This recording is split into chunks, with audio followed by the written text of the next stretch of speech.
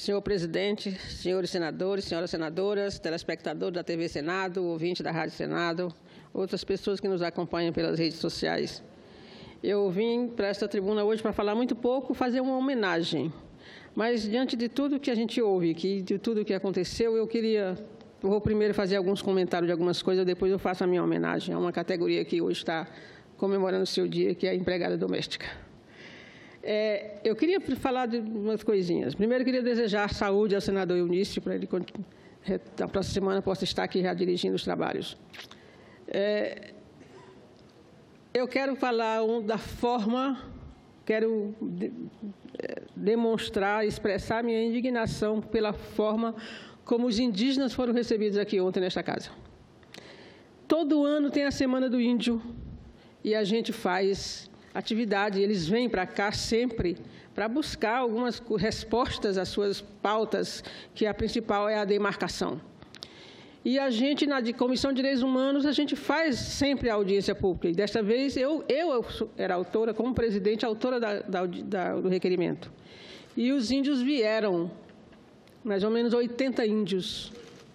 É claro que não cabia na sala, mas a gente sempre dava um jeito, às vezes já fizemos audiências com índios aqui, com outras categorias, que a gente ocupa 2 salas, estão desocupadas, a gente bota um telão para eles assistirem.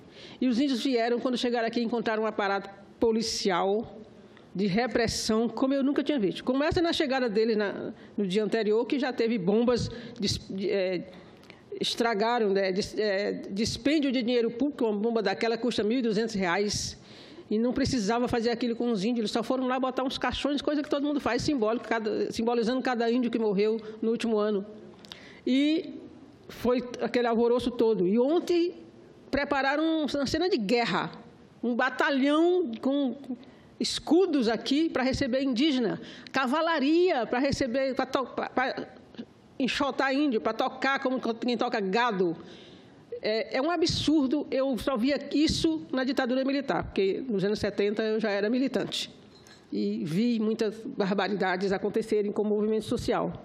Os índios vêm para cá na maior paz, aquelas flechas que aqueles índios usam faz parte do indumentário dele. Eu nunca ouvi dizer que nenhuma manifestação indígena, nesses anos todos que eles fazem essas manifestações, que alguém foi flechado por índio. Então, aquilo é indumentária para eles. E eles, quando chegam aqui, eles entregam normalmente na entrada e entram sem elas. Mas não vieram enxotados, eles se assustaram, porque eles nunca viram aquilo. Tinha crianças indígenas, adolescentes, a polícia dizendo palavrões, e eles gravaram tudo, e essas imagens estão correndo no mundo. Né? Apesar do Jornal Nacional ontem, na fala do que passou, parecia que os índios agrediram a polícia. A versão que ele passou. Isso depõe contra esta casa, que se diz a casa do povo. E o povo indígena merece respeito, são os povos originários desta terra. Eles vêm e eles disseram, já que nós não somos bem-vindos, nós não queremos mais entrar. Eles não quiseram mais fazer audiência pública. Eu acho que isso é muito simbólico, é muito forte, saber que foram chamados para uma audiência, mas como eles foram mal recebidos, eles disseram que não queriam mais a audiência. E eu fui fazer audiência lá no acampamento, né? Conversar com eles, todos falaram, para a gente ouvir a pauta deles, que é o que eles fazem nas audiências públicas. Então, isso é terrível, eu acho que essa casa tem que mudar esse comportamento, porque eu conversei com a assessoria do governador, depois foram para lá cercar o acampamento, assim como para intimidar, eu liguei, aí eles afastaram, e parece que até agora está em paz. Mas é muito ruim essa forma, com todo o movimento, mas com os indígenas é pior. Né? Parece que tem medo de índio, assim. Eu acho que é uma concepção que índio mata, come. Não é isso. Aquele pessoal ali tinha meninas que se formaram em medicina. São índias, mas são médicas que voltaram para a sua aldeia para prestar serviço. Então, isso precisa ter mais respeito com os índios. Eu fiquei muito indignada com o que aconteceu aqui ontem. A outra questão que eu quero falar é sobre a reforma que foi aprovada ontem. A reforma trabalhista. Porque eu ouvi muita coisa aqui como se tivesse aprovado a 7ª maravilha do mundo. A reforma trabalhista foi a revogação da Lei Áurea.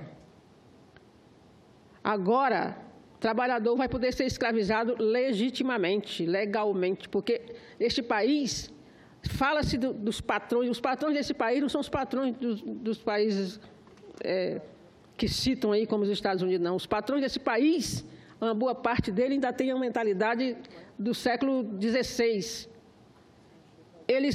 Patrão que coloca porcaria na carne que a gente come, que coloca ureia no leite que a gente bebe para aumentar leite, que mistura gasolina no posto para aumentar a gasolina. Esse patrão vai tratar bem o trabalhador depois que ele tem toda a chance, toda a abertura para fazer o que ele quiser.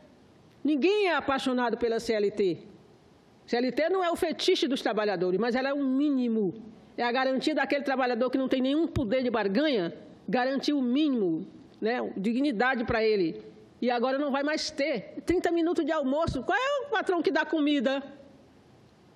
O trabalhador vai ter que levar marmita de casa, porque 30 minutos não dá para ele ir em casa e o salário dele não dá para comprar comida, e patrão não dá auxílio alimentação. É raridade ter alguma empresa que dê auxílio alimentação. Então, trabalho intermitente é ficar em casa para ser chamado. Se não for, não ganha. Vai ganhar só se for chamado, mas tem que ficar de sobreaviso. Que é isso? Então, se fala aqui que a gente é a favor de reforma que melhore a vida das pessoas. Melhorou para quem? Para os patrões. Para os trabalhadores, não. Melhorou para os patrões que vão poder fazer aquilo que fizeram. Não tem um mês, saiu a lista suja do trabalho escravo nesse país. Mais de 80 grandes empresas fazendo trabalho escravo. E aí, ainda teve algumas que foram para a justiça para botar tarja preta no nome, para não aparecer, para ninguém conseguir ler. Tarja preta está na moda. Nada a ver isso. Não tem nada de bom ali para o trabalhador. Né? Não é que a CLT fosse boa, né? Ela garantiu o mínimo. Qual é o poder de negociação que vai ter um trabalhador, ainda mais sem amparo do sindicato? Que agora os sindicatos vão ser escanteados. Nunca fui a favor de imposto sindical, não. Eu fui sindicalista nos anos 90, eu era presidente do sindicato bancário, a gente devolvia o imposto sindical por bancário todo ano. Então, mas o sindicato é que tem que representar. A organização dos trabalhadores não pode ser desmantelada.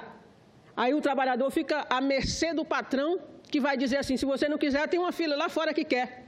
Esse é o poder de barganha que ele tem. Vai ser assim, ou você aceita, ou você aceita. É essa a opção que ele vai ter para, da agora em diante, dizer que o trabalhador decide o melhor para ele, mas era se ele tivesse poder de barganha, se a gente tivesse pleno emprego. Mas do jeito que nós estamos, não tem. Ele vai se sujeitar. Ele vai trabalhar com a mão, comer com a mão, trabalhar e fazer funcionar a máquina, operar a máquina com a outra, nos 30 minutos do almoço dele, porque alguém deu esse exemplo maravilhoso. Então, as reformas, quando a gente fala contra a reforma, é que as reformas desse país são feitas para uma categoria, para os ricos. A reforma do ensino médio foram os donos de escola particular que elaboraram. Né? Então, a reforma da Previdência foram os banqueiros e as seguradoras que vendem Previdência. Tem 30 reuniões do Ministério da Previdência, aliás, Secretaria Nacional da Previdência, com bancos e seguradoras. Como é que a gente pode acreditar? Essa, por exemplo, ontem eu vi deputado dizendo que tinha cola, que as emendas foram redigidas lá nas confederações patronais, esqueciam de tirar o timbre. Então, é impossível a gente dizer que essa reforma é boa para os trabalhadores. Por isso, eu conclamo todos os trabalhadores e trabalhadoras amanhã a dar resposta. A greve está com uma adesão muito boa. Eu nunca vi colégio de padre fazer um comunicado aos pais dizendo que amanhã é greve. Pois tem isso. Colégio diocesano lá em Teresina, Colégio das Irmãs em Teresina, aderindo. Igrejas evangélicas, bispos da Igreja Católica, conclamando as pessoas a reagir. Porque se você não reagir, vem a reforma da Previdência e vem outras, vamos voltar ao tempo da escravidão. Não é possível isso.